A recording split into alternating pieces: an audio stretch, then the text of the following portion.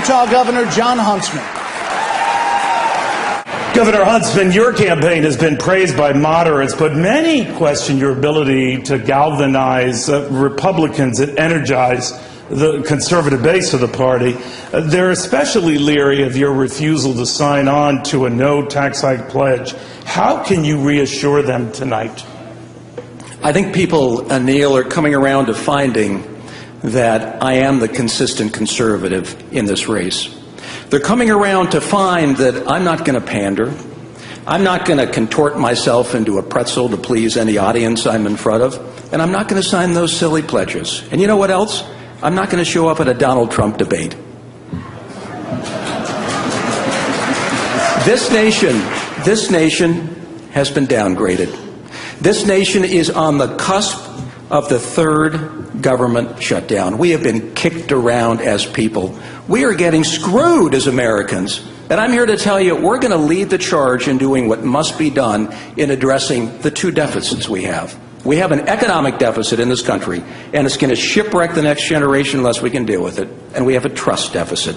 People in this country don't trust their institutions of power anymore. We need to go to Congress and we need to say, you need term limits. We need to go to Congress and say we need to close that revolving door that allows members of Congress to file on out and lobby. And we need to go to Wall Street and say, no trust there either, because we have banks that are too big to fail. And I'm telling you, Neil, I'm the person who's going to lead the charge on all of the above and not only fix the economic deficit, but I'm going to fix this country's trust deficit because we're too good as people to be in the hole we're in, and we deserve better. If you're president, as is the case now, and you're at loggerheads with one chamber of Congress, how would you handle this situation? Leadership is action, not words. And I learned a very important lesson about this when I ran for governor in 2004. I promised the people of my state as governor that we would create the finest state in America for business. I ran on a flat tax proposal. It took us 2 years. We got it delivered. I hear a lot of people talking about tax reform and a flat. We actually got one done. The finest business climate in the United States we delivered to our people. Health care reform without a mandate. The list went on and on and on. I ran for re-election. I got almost 80% of the vote. Not because I'm a great politician, but I learned some lessons in leadership. The people want to be told where you can take them, and then they want you to deliver. Governor Huntsman, as you're probably familiar, sir, the Chinese have just slapped huge tariffs of up to 22% on imports of some American sport utility vehicles, larger American cars. Now, as a former ambassador to China and one who has argued for an adult conversation with Beijing, how would you respond to what some are calling a childish move on the part of a country that routinely flouts international trade rules? Well, it's a large and complicated relationship. It's part trade, it's part North Korea, it's part Iran, part Pakistan, part Burma, part South China Sea, part military to military engagement. You move one end of the relationship, it impacts the other. The best thing to do? Invite a few dissidents who are seeking freedom and want to expand democracy in China to the United States Embassy, the kind of thing that I used to do. That's what matters to the Chinese people who are looking for change and looking for reform these days. That's the kind of thing that over time is going to create an upswell of change and reform in that country that's going to make the U.S.-China relationship successful longer term, because eventually, we need more than just a transactional relationship. We need shared values infused into this relationship. Let's face it, the 21st century will only have two relationships that matter, the United States and China. For that to succeed, we need shared values. That's democracy, that's human rights, that's recognition of the role of the internet in society, that's greater tolerance toward religion, and so much more. As President of the United States, I would drive that home, and I would make it a relationship that worked. With just a name, favorite Supreme Court justice? One of the reasons I'm so optimistic about the future of this country is because we have rule of law. Let's face it. One of the great things that this country has that very few other countries have. So the judiciary is critically important. It's also important to note that governors actually have some experience in appointing judges. You got to make those hard decisions. And as I reflect on those who today serve, I've got to say Justice Roberts and Justice Alito fit the bill very, very nicely. Thank you all. I think the United Nations serves a useful purpose in the area of peacekeeping and some humanitarian work. Beyond that, I hate the anti-Americanism. I hate the anti-Israel sentiment. But let me tell you what this nation needs and what it's going to get under a Huntsman administration. It needs a new foreign policy. We need to update it just a little bit. We're still trapped a little bit in the Cold War George Kennan mindset.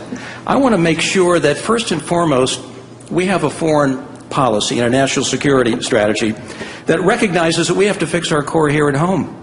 We are weak. This economy is broken. When we are strong, we project values of goodness that transform and change people like no military can. Liberty, democracy, human rights, and free markets. We've got to fix this core first and foremost if we're going to be effective overseas, and that's what I want to focus on. Second of all, I want to make Governor sure that Huntsman, that's time. Thank you. Let me just get the second point. And second of all, I want a foreign policy. I want a foreign policy that is driven by economics first. And let me just tell you, it used to break my heart sitting in the embassy in Beijing, the second largest embassy in the world, looking at Afghanistan with 100,000 troops. We're securing the place the Chinese go in and they win the mining concession. There's something wrong with that picture. We need to change the way we're doing business overseas. Okay, 2 dings in that one. Governor Perry. I think the United Nations serves a useful purpose in the area of peacekeeping and some humanitarian work. Beyond that, I hate the anti-Americanism. I hate the anti-Israel sentiment. But let me tell you what this nation needs and what it's going to get under a Huntsman administration. It needs a new foreign policy. We need to update it just a little bit. We're still trapped a little bit in the Cold War George Kennan mindset. I want to make sure that first and foremost, we have a foreign policy and a national security strategy that recognizes that we have to fix our core here at home. We are weak. This economy is broken. When we are strong, we project values of goodness that transform and change people like no military can. Liberty, democracy, human rights, and free markets. We've got to fix this core first and foremost if we're going to be effective overseas, and that's what I want to focus on. Second of all, I want to make Governor sure that Huntsman, that's time. Thank you. Let me just get the second point. And second of all, I want a foreign policy. I want a foreign policy that is driven by economics first. And let me just tell you, it used to break my heart sitting in the embassy in Beijing, the second largest embassy in the world, looking at Afghanistan with 100,000 troops.